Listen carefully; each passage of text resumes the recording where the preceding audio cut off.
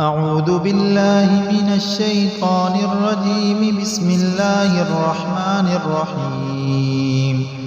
هل أتى على الإنسان حين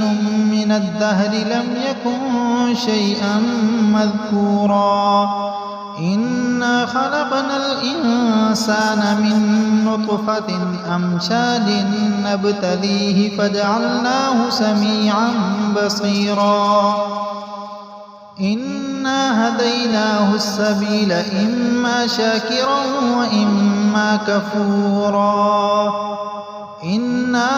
أعتدنا للكافرين سلاسل وأغلالا وسعيرا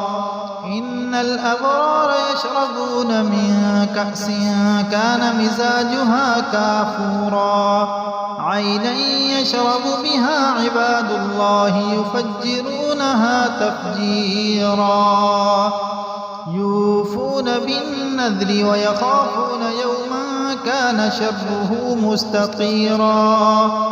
ويطعمون الطعام على حبه مسكينا ويتيما وأسيرا إنما نطعمكم لوجه الله لا نريد منكم جزاء ولا شكورا إنا نخاف من ربنا يوما عبوسا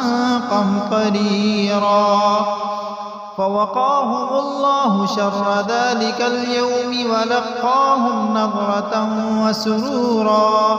وجزاهم بما صبروا جنة وحريرا متكئين فيها على الأرائك لا يرون فيها شمسا ولا زمهريرا ودانية عليهم ظلالها وذللت قطوفها تذليلا ويطاف عليهم بآنية من فضة وأكواب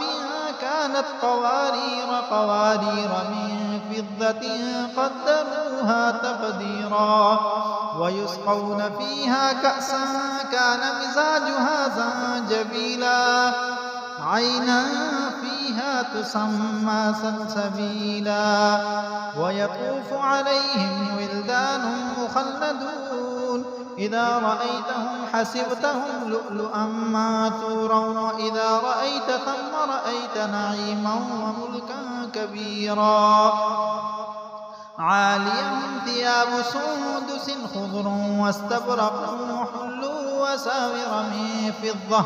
وسقاهم ربهم شرابا طهورا إن هذا كان لكم جزاء وكان سعيكم مشكورا إنا نحن نزلنا عليك القرآن تنزيلا فاصبر لحكم ربك ولا تطع منهم آثما أو كفورا واذكر اسم ربك بكرة وأصيلا ومن الليل فاسجد له وسبحه ليلا طويلا إن هؤلاء يحبون العاجلة ويذرون وراءهم يوما ثقيلا نحن خلقناهم وشددنا أسرهم وإذا شئنا بدلنا أمثالهم تبديلا إن هذه تذكرة فمن شاء اتخذ إلى ربه سبيلا وما تشاءون إلا أن يشاء الله إن الله كان عليما حكيما